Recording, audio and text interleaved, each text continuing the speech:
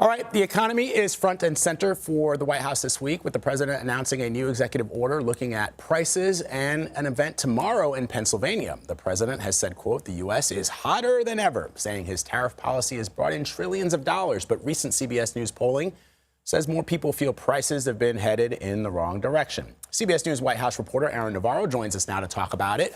So, Aaron, the president is calling the affordability crisis, the fact that people, both on people who support the president and people who don't, who say things have gotten more expensive, he is calling affordability a Democratic hoax.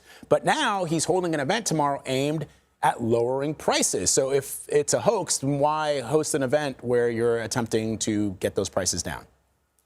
Good morning, Vlad. That's a good question. And this speech tomorrow is actually part of a larger domestic tour that the president and this White House is doing ahead of the 2026 midterms, where polling shows that the cost of living is a key concern for voters. And tomorrow, at least, there are two things the president is looking to do. One, get messaging out that he is currently addressing and will address through further things and actions he takes in the White House, those concerns of the cost of living through things like lowering the drug prices, possible checks to lower and middle income families through revenue from tariffs, which is something he talked about and again floated this past weekend, and specific to his speech tomorrow, touting how gas prices have fallen below the $3 nationwide average. But the other thing the president is looking to do politically is kind of neutralize this topic of affordability that Democrats used in the 2025 elections to success in states like Virginia and New Jersey, and we saw that with Zohran Mamdani's campaign in New York City, and kind of regain ground on this issue of the economy that he found success with himself in his 2024 run. All right. So what are the president's economic advisors saying about where prices are right now? Yeah, so far they have put blame on the Biden administration and the inflation rate that they say they have inherited, and that inflation rate has been a number that's been stubborn for President Trump to change throughout his first year in office. Take a listen to Treasury Secretary Scott Bessent talk about this on Face the Nation yesterday.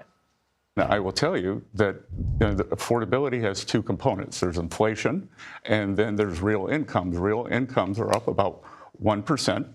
And what we're not going to do is say that Americans don't know what they're feeling. We've been working on it every day. I was on your show on March talking about affordability.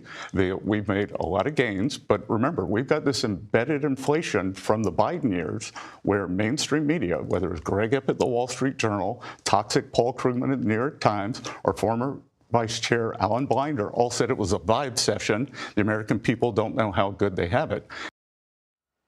National Economic Advisor Chair Kevin Hassett also teased this morning in an interview that the president will, quote, announce a lot of good news about the economy this week. So that seems to be a key topic of focus going into this week. All right. We'll be watching. Aaron Navarro for us. Thank you, Aaron.